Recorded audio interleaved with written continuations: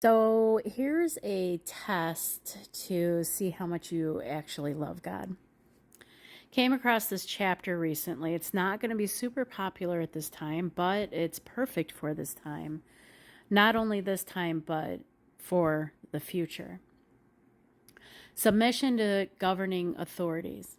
Let everyone be subject to the governing authorities, for there is no authority except that which God has established.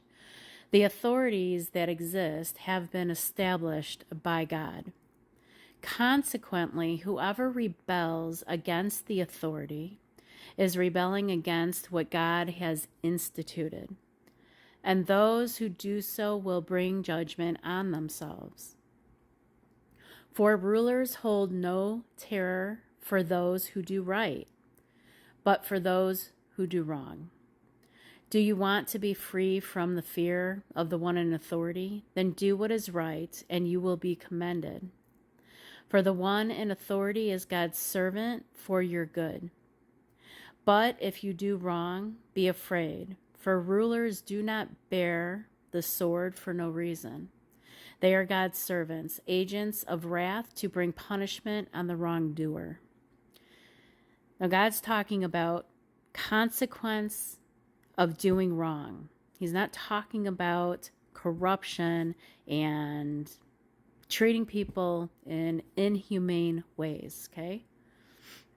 But he's telling us that he put governing authorities in place for our good, to help us, right? To keep law and order.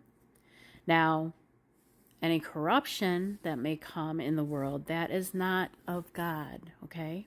That is because everybody makes their own decisions, and a lot of people choose not to walk with God. So we have all of this corruption. But God intended for this to be for our good, right?